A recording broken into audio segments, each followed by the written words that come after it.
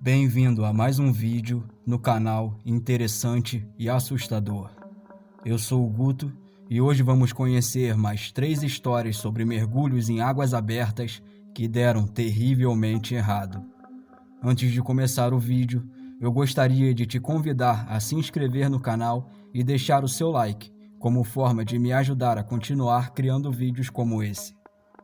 E como sempre, a descrição do espectador é recomendada.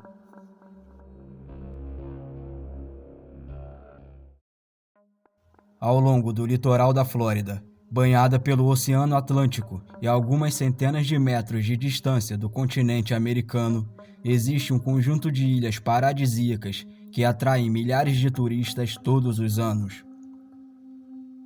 Essa faixa de areia, composta por ilhas de maré e ilhas barreiras, é mais conhecida como Ilhas do Mar.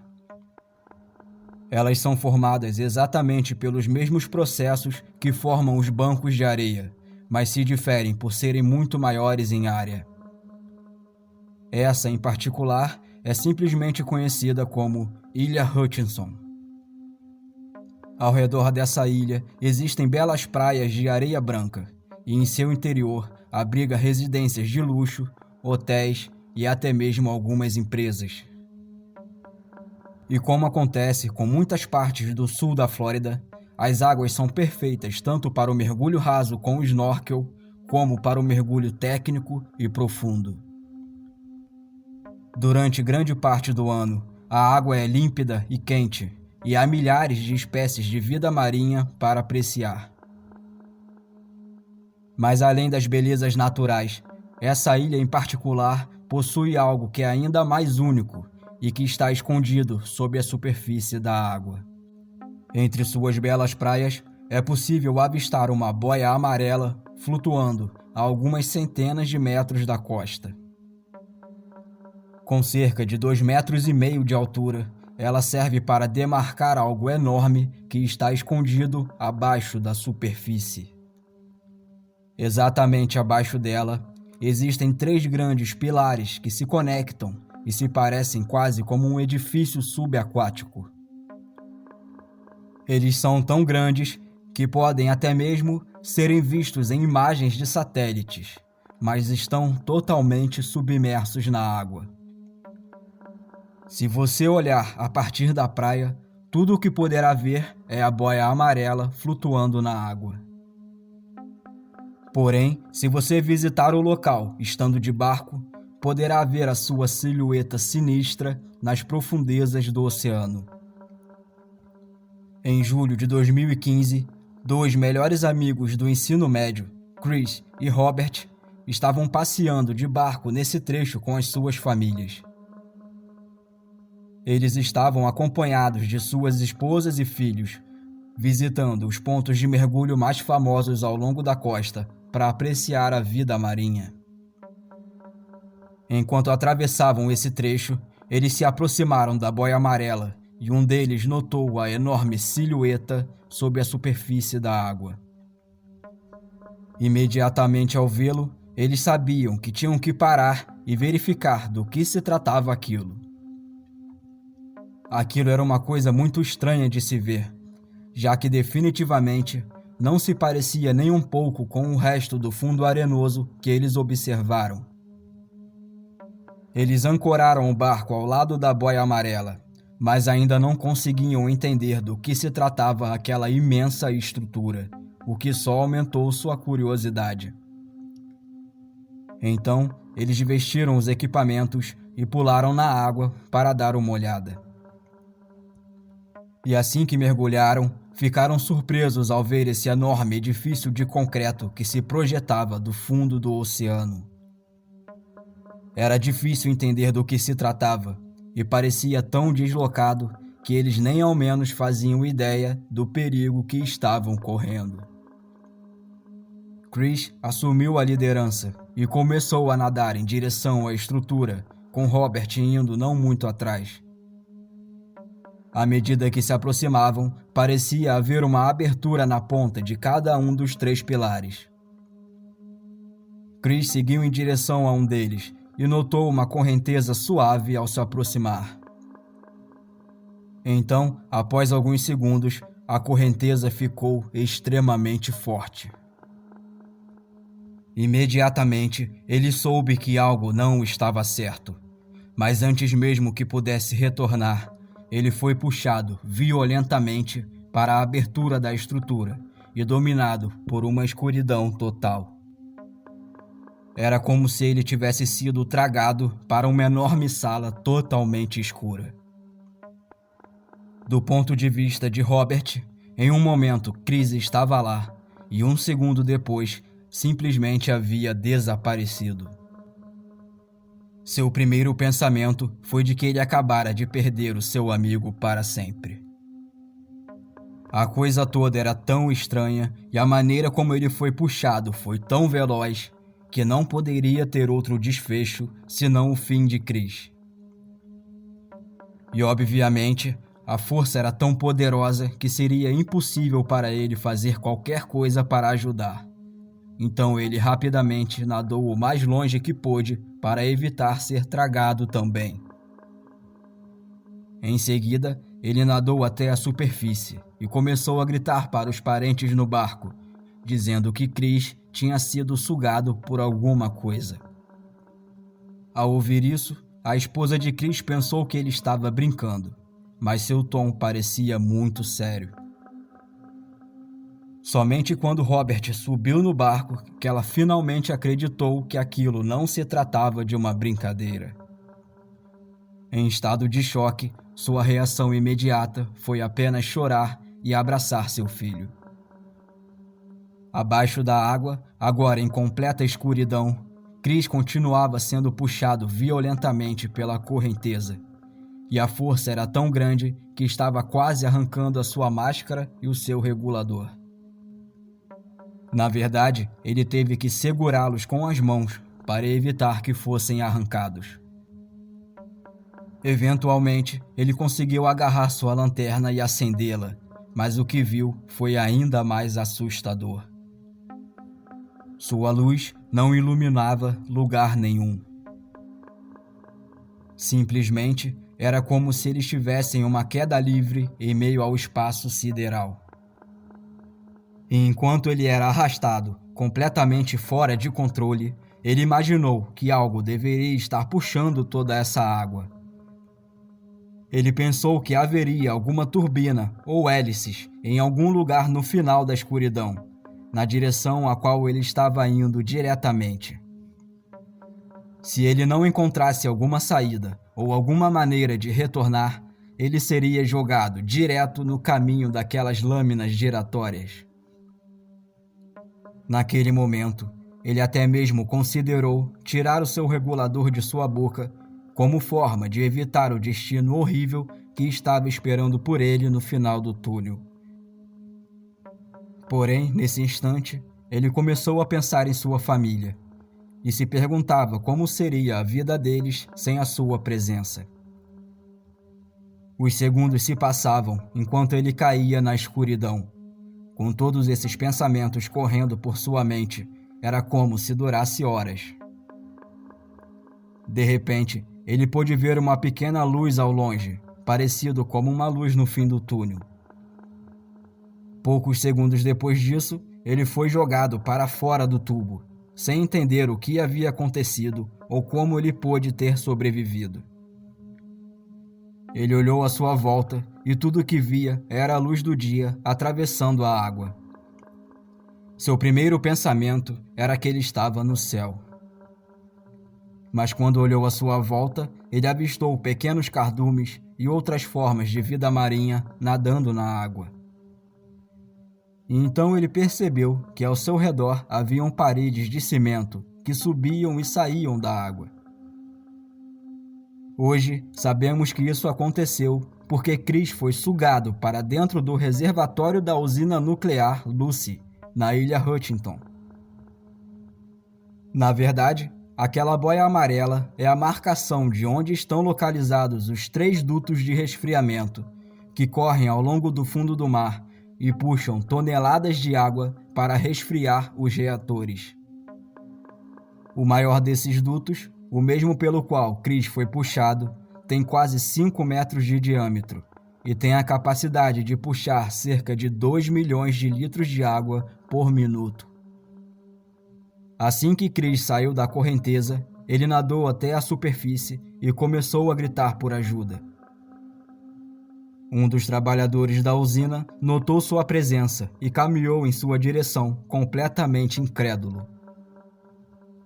O funcionário perguntou a Chris como ele havia chegado lá, e Chris lhe explicou que ele tinha sido puxado pelo duto. O trabalhador apenas ficou olhando para ele incrédulo com aquela história, tanto por ter acontecido o acidente, como por Chris estar completamente ileso. Assim que foi retirado da água, ele pediu para usar um telefone e ligou para o celular de sua esposa. Ao mesmo tempo, a esposa de Chris estava ao telefone com a polícia, explicando que seu marido acabara de desaparecer.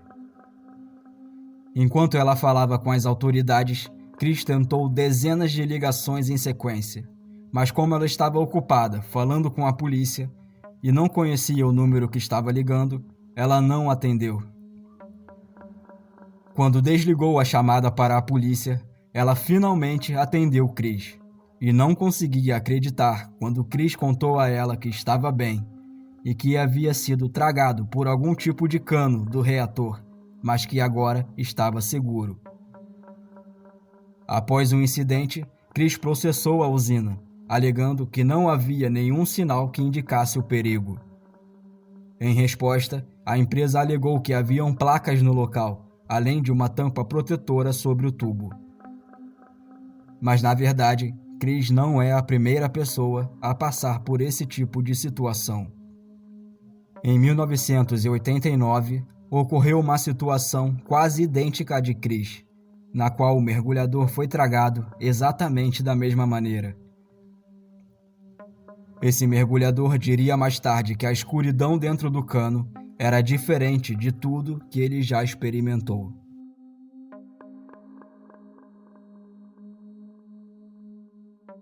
Quando o petróleo é extraído do fundo do mar, ele não tem uma utilidade imediata. Primeiro, ele precisa ser refinado e processado para transformá-lo nos subprodutos mais comuns, como gasolina e diesel. Então, geralmente, depois de extraído, ele é armazenado e transportado até o local em que possa ser refinado. Se a plataforma petrolífera estiver em algum lugar distante da terra firme, isso pode ser feito usando enormes navios-tanque, mas outras vezes é mais economicamente viável transportar o óleo cru por grandes dutos submarinos que correm ao longo do fundo do oceano. Alguns desses oleodutos possuem cerca de 2 metros de diâmetro, capazes de transportar enormes quantidades de petróleo de cada vez. Com esse diâmetro, uma pessoa poderia facilmente nadar através do tubo, mas obviamente eles permanecem selados, de forma que o petróleo não escape para o mar. Em fevereiro de 2022, por volta das 15 horas, 5 mergulhadores comerciais reuniram-se em torno de uma seção do oleoduto submarino na Baía de Paria, na costa de Trinidad. Essa área abriga a maior plataforma de petróleo da região, e esses mergulhadores eram encarregados de realizar a manutenção em uma seção específica do tubo. Nesta região, existe um gasoduto que corre ao longo do fundo do oceano, e a cada 365 metros ou um pouco mais, há uma seção do tubo que sobe verticalmente direto do oceano. Então, da superfície da água, literalmente tudo o que você consegue ver é um tubo de metal de 4 metros de largura saindo do leito do mar. Naquele dia, esses 5 homens estavam trabalhando em uma dessas seções verticais para realizar os reparos e verificar alguns dos outros trabalhos que haviam sido feitos na semana anterior. É preciso explicar que, para realizar esse tipo de tarefa, uma grande câmara de metal é descida a partir da plataforma e colocada sobre o tubo. Em seguida, o ar é bombeado para esta câmara para empurrar a água para fora, deixando o tubo onde o trabalho será realizado completamente exposto. Fazendo uma analogia para facilitar o entendimento, seria como se você virasse um copo de cabeça para baixo e colocasse dentro da água. O copo mantém uma bolsa de ar em seu interior, facilitando as atividades. Então, no dia previsto, os 5 homens vestiram seus equipamentos e pegaram as ferramentas, depois entraram na câmara. De acordo com os protocolos de segurança, apenas 4 deles estariam realmente trabalhando no duto, e o 5º homem era um mergulhador de resgate, designado para permanecer na água em caso de emergência. Como você pode imaginar, esses tubos não são uma peça única, mas sim vários segmentos que são fixados entre si em cada ponta. Em cada extremidade existe uma peça de aço conhecida como flange, que é, basicamente, apenas um anel com furos para parafusos, usados para fixar os tubos entre si e criar uma seção mais longa. Eles precisavam verificar alguns desses flanges e substituir outros, e é por isso que eles precisavam da água bombeada para fora da câmara em primeiro lugar. Então, eles começaram a afrouxar esses grandes parafusos de metal e a separar os tubos quando, de repente, uma enorme força de sucção sugou todos eles para dentro do duto. Vale lembrar que esse duto em específico tinha apenas cerca de 90 centímetros de largura. Então, um por um, eles foram arrancados de onde estavam e puxados para a abertura estreita. Essa seção vertical viaja por 16 metros até o fundo do oceano, ponto em que havia uma curva de 90 graus, antes de mais 400 metros de escuridão, cheia de óleo que corre ao longo do fundo do mar até a plataforma. Imediatamente ao ver o que aconteceu, o mergulhador fora da câmara enviou um pedido de socorro por rádio a todos os barcos da região e alertou a guarda costeira. Ele então foi recolhido por um barco próximo, no qual um dos tripulantes deste barco, que também era mergulhador de manutenção da petrolífera, era o filho de um dos mergulhadores que foi tragado. Ele acelerou o barco até a plataforma de petróleo, e lá ele descobriu que nenhum dos trabalhadores restantes na plataforma eram mergulhadores treinados. Então, em vez de esperar a chegada das equipes de resgate, ele próprio colocou o traje de mergulho e se preparou para entrar no cano sozinho atrás de sobreviventes. Ele foi equipado com um cordão umbilical que alimentava seu traje com ar, e então ele caiu na água e entrou pelo duto. Obviamente, a essa altura, o fluxo de petróleo que era extraído já havia sido completamente interrompido após o acionamento do alarme pelos trabalhadores da plataforma. O jovem desceu por este cano cheio de óleo e água por quase 16 metros, até que, milagrosamente, conseguiu encontrar um dos mergulhadores logo após a curva do cano. Ele o agarrou e começou a puxá-lo para fora, e enquanto ele estava fazendo isso, conseguiu ouvir barulhos vindos de mais longe, na seção horizontal que corria ao longo do fundo do mar.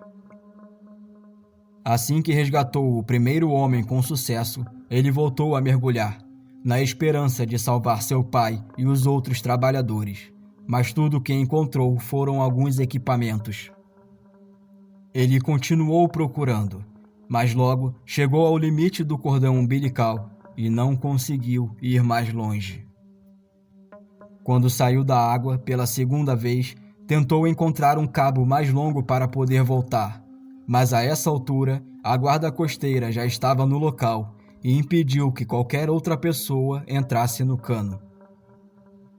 O resgate era visto como de altíssimo risco, e a chance de os homens lá dentro terem sobrevivido era muito baixa para que fizesse sentido arriscar a vida de qualquer outra pessoa. Mas eles também souberam pelo homem resgatado que ele pensava ter sentido alguns dos trabalhadores passar por ele e tentar agarrá-lo em algum lugar lá dentro. Esse trabalhador resgatado ficou tão gravemente ferido pela força da sucção quando foi violentamente puxado para dentro do cano que mal conseguia se movimentar. Porém, infelizmente, ninguém mais foi autorizado a voltar pessoalmente ao resgate. Algumas horas depois, um pequeno submersível com uma câmera foi enviado para o cano. Ele desceu até a seção horizontal antes de chegar a alguns tanques de ar alojados no caminho.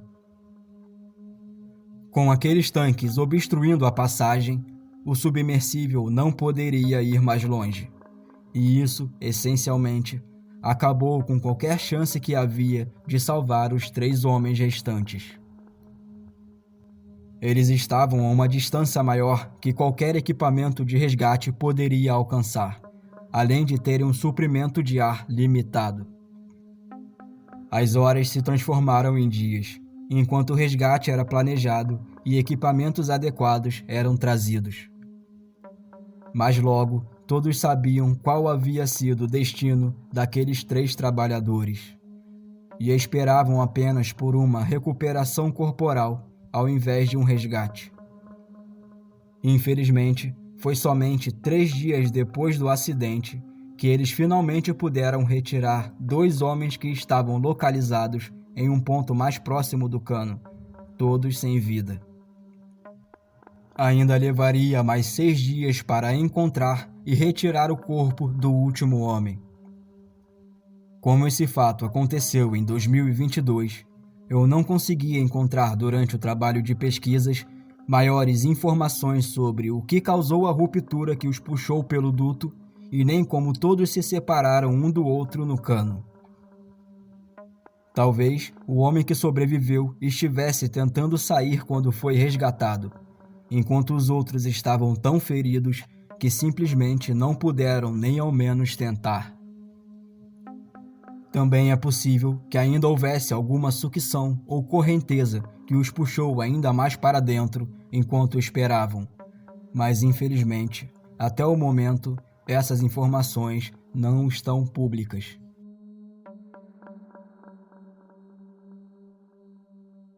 Com apenas 15 anos de idade, os amigos e familiares de Lynn já sabiam que ela não estaria tomando o caminho convencional pela vida. Apesar da pouca idade, ela já havia obtido a certificação de mergulhadora pela instituição PADI. E pouco tempo depois, ingressou em um programa de intercâmbio estudantil que lhe deu a oportunidade de viajar até a Austrália, numa visita onde pôde realizar seu principal sonho: participar de mergulhos no local mais famoso do planeta para essa atividade, a Grande Barreira de Corais. E esse espírito aventureiro continuaria vivo mesmo após realizar esse sonho. Logo após terminar o ensino médio, aos 18 anos, ela fez uma viagem ao redor do país, percorrendo mais de 11.200 quilômetros, acompanhada apenas pelo cachorro da família. Depois de ter estado ocupada visitando os pontos turísticos do país, Lynn decidiu continuar com a prática do mergulho. Ela já era apaixonada por isso havia anos, mas durante o colégio não teve mais tanto tempo livre para praticar. Mas agora que ela tinha mais tempo disponível, ela decidiu se matricular em um curso de treinamento avançado de mergulho. Esse curso ficava a cerca de 2h30 da sua cidade natal, no Parque Nacional Glacier, em Montana, e em contraste com toda a sua experiência anterior, ela agora aprenderia os fundamentos mergulhando nos lagos gélidos das montanhas, em vez do oceano com águas quentes. O primeiro desses mergulhos foi no lago Seeley, que é muito frio durante todo o ano, e agora, no outono, estava apenas alguns graus acima de zero. Para combater o frio, Lin alugou uma roupa de neoprene na loja de mergulhos que estava hospedando o curso de treinamento. E se você entende sobre mergulho, sabe que esse traje não é realmente apropriado para temperaturas tão frias. Felizmente, um dos outros alunos desistiu daquele mergulho, então Lin conseguiu emprestado a sua roupa e usou duas, uma por cima da outra, e conseguiu passar pelo mergulho sem problemas. Naquela noite, após o mergulho, Lin ficou entusiasmada. Ela estava no meio das montanhas, em um lindo parque de Montana, e ela estava aprendendo mais sobre uma das coisas que ela mais amava fazer. Esse foi exatamente o tipo de aventura que ela queria, e ela não poderia ter ficado mais feliz com isso. O próximo mergulho no curso foi em 1º de novembro, e desta vez eles visitaram um lago ainda maior, chamado Lago McDonald. Além de ser maior do que o lago anterior, o Lago McDonald também está a uma altitude de mais de 914 metros.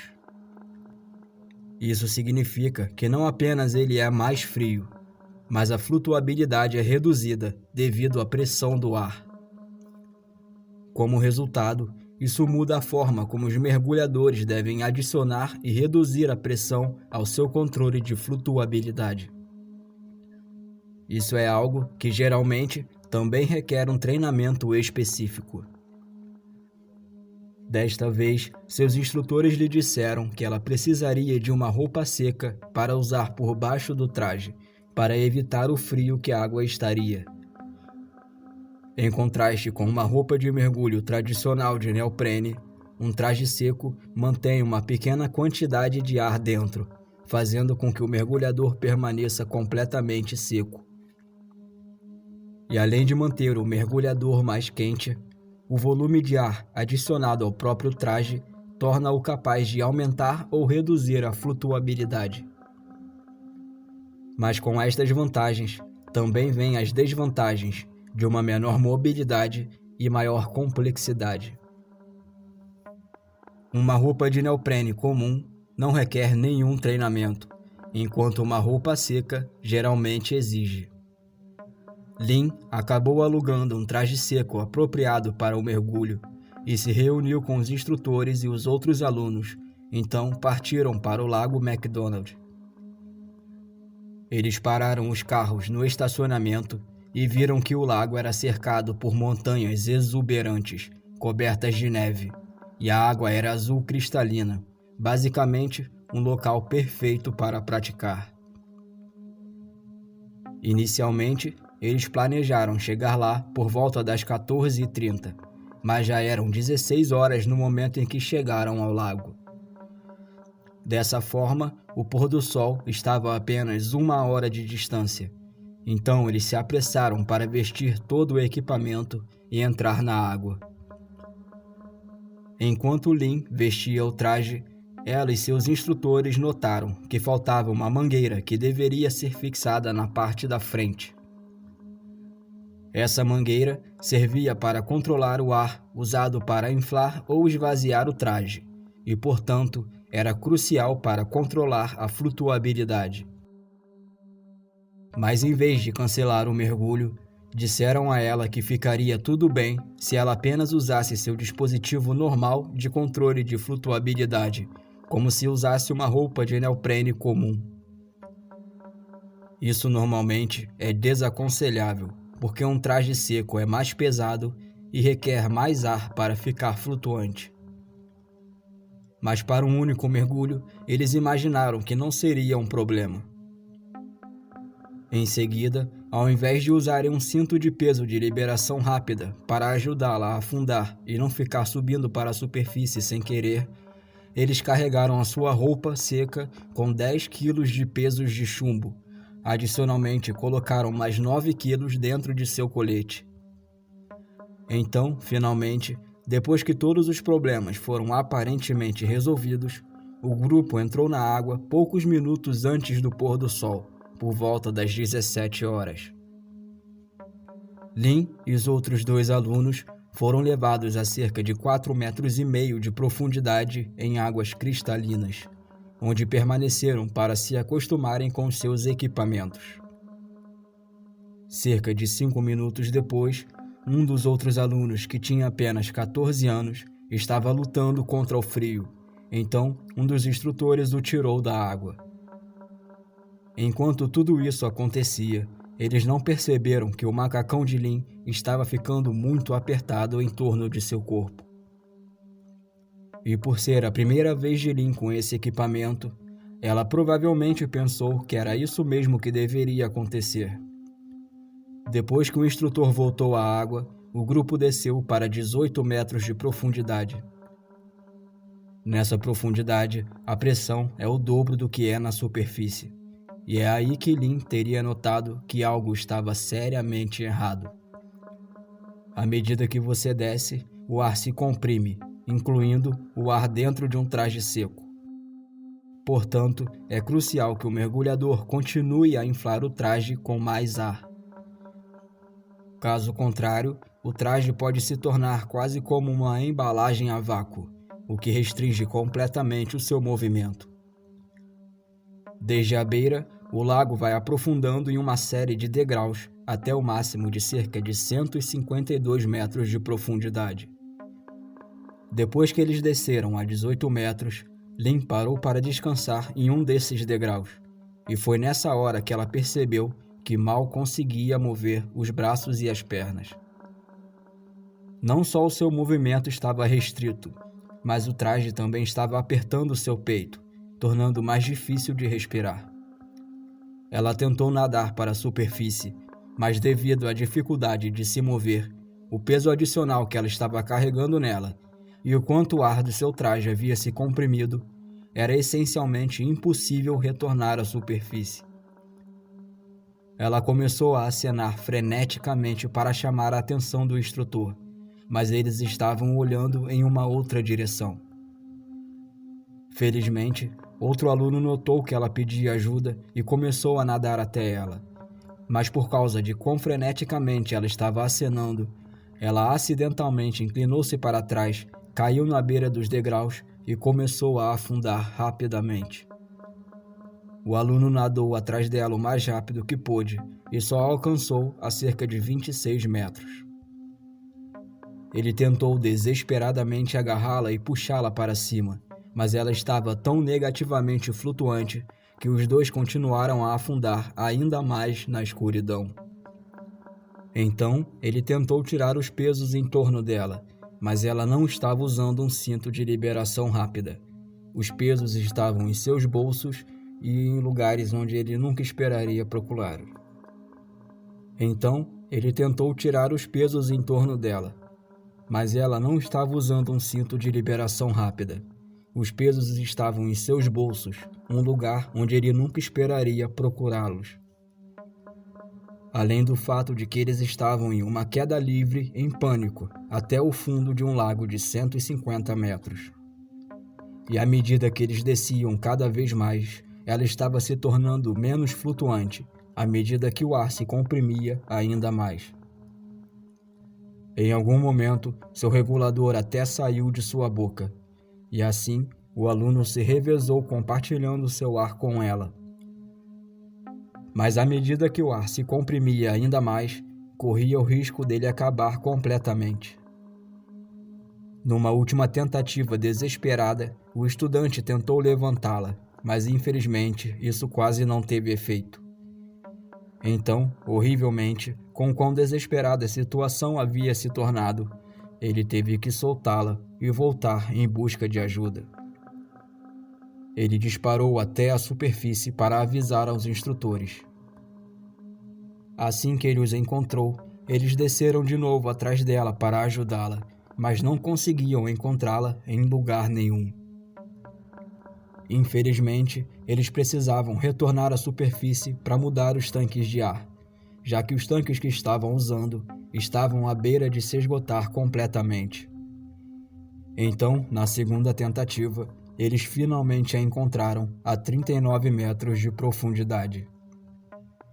Tragicamente, quando eles a encontraram, Ela já estava deitada sem vida no fundo do lago. A essa altura, Lynn já havia se afogado. Antes que pudessem trazê-la de volta, eles precisaram remover todos os pesos de chumbo que ela tinha em seus trajes.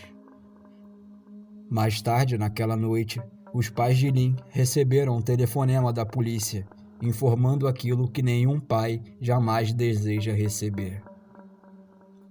Nos meses seguintes, a família entrou com uma ação judicial contra a loja de mergulho e os instrutores. E até agora não há mais informações, já que a investigação ainda está em andamento.